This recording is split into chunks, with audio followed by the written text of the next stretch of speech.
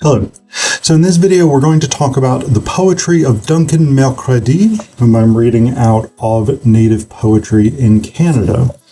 So Mercredi is a Cree poet who grew up in a Cree and Métis village, and a lot of his poetry sort of centers around these experiences of isolation, individual isolation. And that's complicated across the poems. It's not always a sort of simple thing. Sometimes it is very much about feeling alone as such. Sometimes it is about feeling alone as an Indigenous person in a society that is basically set up to oppress and limit the rights of Indigenous peoples. Sometimes it is being made to feel alone because of violence. Sometimes it is a sort of semi-aloneness, that in the sense that in the Western tradition we would tend to call it being alone, but within Indigenous worldviews and ethical systems, it wouldn't necessarily be, right? Because Mercredi has a number of poems in which the poet persona immerses themselves within the natural world and exists in the same spaces as animals, as natural elements, and things like this. And while that poet persona is alone in the sense that there are no other humans around, many Indigenous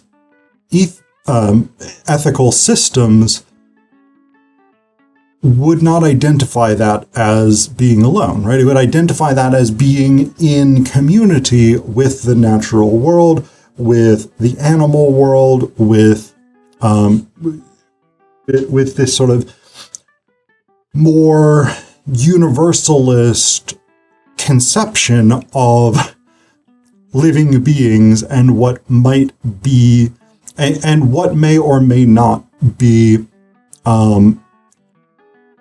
entitled to ethical consideration, right? So, all of that being said, the first poem of Mercredi's in this collection is very much about the suffering of Indigenous people in settler colonialist societies. Very much about the feelings of isolation, the decimation of the sense of self and self-worth, self-esteem, identity, etc., that comes with living in a society built around the repression of your identity, right? So this poem is called My Red Face Hurts. My red face hurts, and I walk with my head down to hide the tears. My red face hurts as I watch my brother die before me. White bullets riddle my body, and I hide my face to cry. My red face hurts as I watch my father stagger out of neon-lit bars and crumple on piss-stained sidewalks. As hate-filled eyes step over him, I hide my shame behind shadows. My red face hurts as I watch a white man hiding his white sheet beneath his suit and tie, condemn me because of one man's greed, sentencing me to an early death. My red face hurts as he smiles. My red face hurts as I see my sister stand on darkened corners, selling her gift to strangers that use her till she has nothing left to give, and I cry as I pull the needles from her arms. My red face hurts when I hear the hate on the radio, directed at my hopes and dreams, and another party is born on the wings of a white horse, and I scream in anger as I watch the door close on me. My red face hurts as I see the stirrings of a white nation follow blindly the words of a salesman, with visions of a wall between us, and I cry for my unborn brothers and sisters, for they will feel the sting of this party's hate. My red face hurts, but the feel of a gun comforts me. So again, it's very much a poem about suffering and redemption, but the suffering so vastly outweighs the redemptive capacity of the poem. It is really only in those last 3 lines, even really the last 2 lines, but the feel of a gun comforts me, that we get a gesture toward redemption. But, and this is an interesting thing poetically, because on the one hand we have the element of recency, right? This is the conclusion of the poem, and so it carries the most artistic, poetic, literary weight.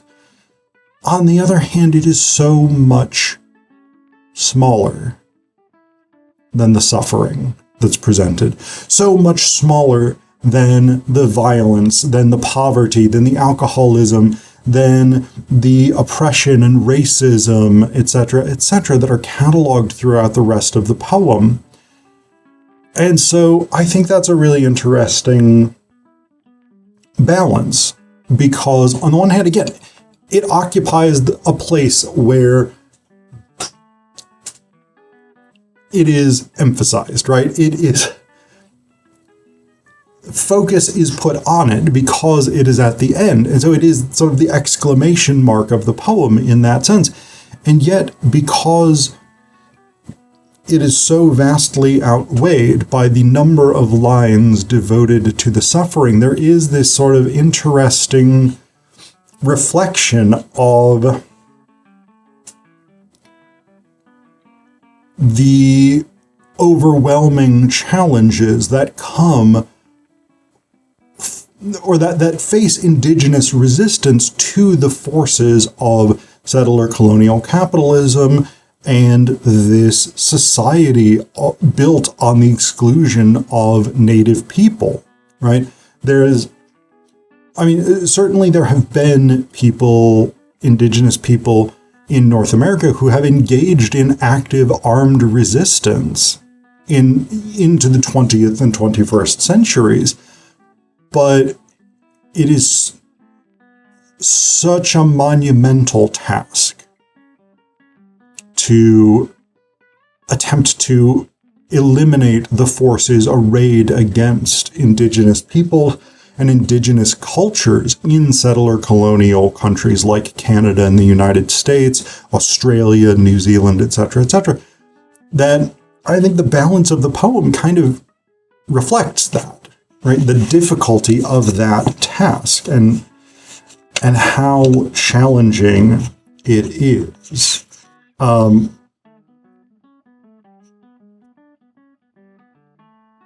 So a lot of Mercredi's poems focus on dance. This is another sort of thematic element in addition to this issue of isolation, but often they are interconnected, right? Because it tends to be one person dancing rather than sort of a community dancing together. It tends to be one individual who dances in the wilderness, or who dances in a bar, or whatever it is. Whatever the space is, it tends to be a singular individual dancing. And so again, we have this thematic of isolation, of sort of individual separation from a larger community that might provide support.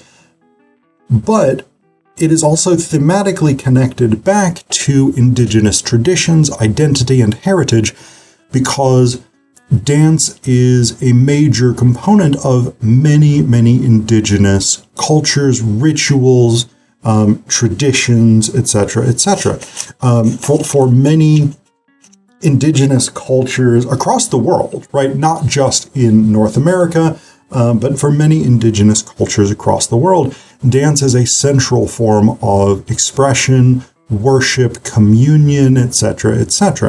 And so we see that sort of the paradoxical pairing of those things, right? This connection to one's culture and heritage, coupled with this isolation from community, society, interpersonal relationships, etc.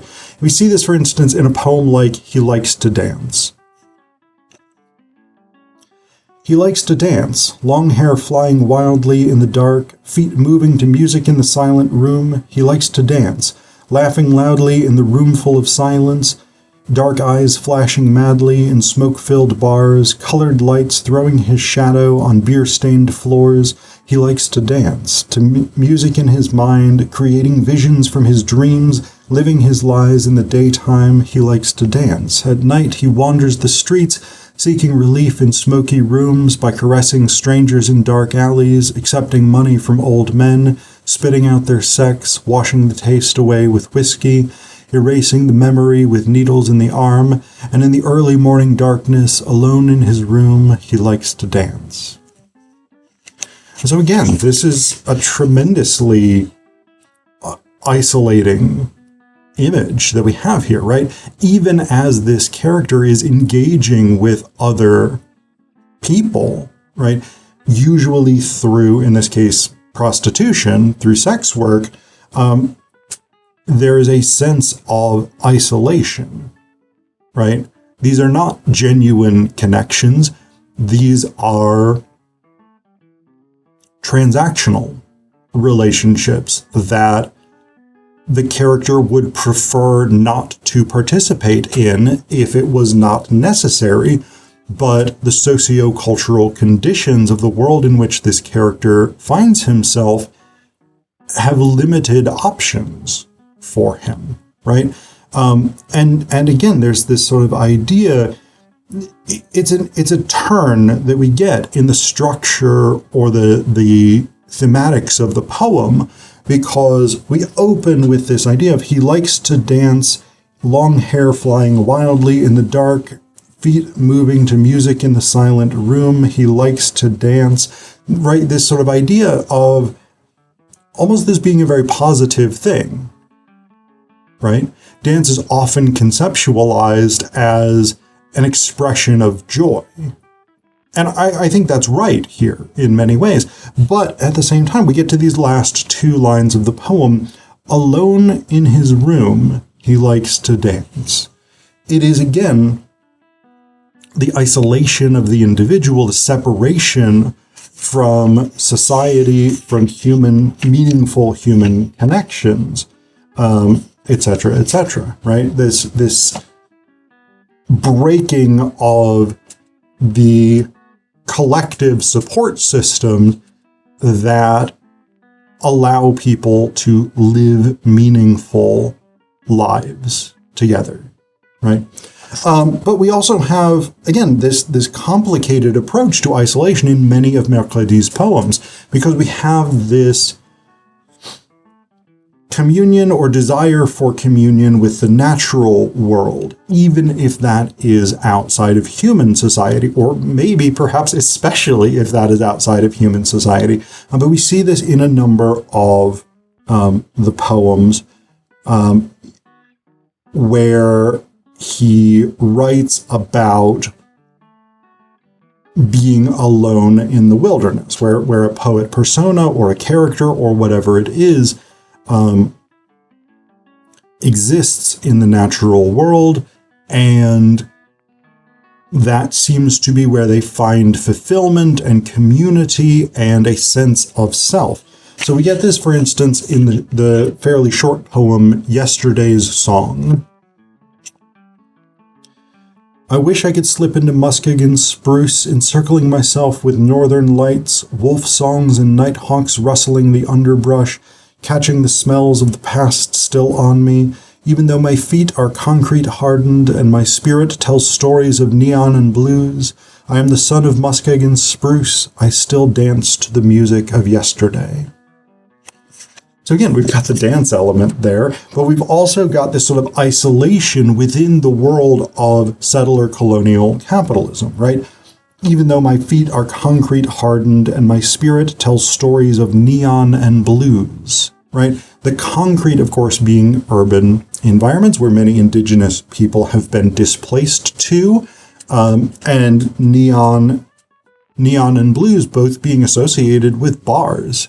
And of course, among indigenous people in North America, there are massive rates of alcoholism, in large part driven by issues like poverty, like oppression, racism, etc., etc. All of these negative sociocultural problems that face indigenous people manifest in the abuse of alcohol and drugs in many instances. But the poet persona here is dreaming of a return to the natural world, to a world of trees, a world of the northern lights, this natural phenomena, these various creatures of natural spaces, right? Wolves, night hawks, etc., etc. These images represent, again, not a human community, but a sort of immersion in a natural world in which, and even if we think of, the Northern Lights is, of course, a physical phenomena, it's a natural phenomena, but it is also, there's a kind of strange spirituality to it, right? There's a sense in which the Northern Lights are mystical, right? And again, this is a central thing for many indigenous cultures in North America, is this sense of an ethical commitment to the validity and equality of not just human beings, but of animals, of the natural world, the spiritual world, etc., etc. And it's interesting that in so many of Mercredi's poems, the focus ends up being on the natural or the spiritual world as a potential location for community, rather than, whereas the human world seems to be symbolized by isolation,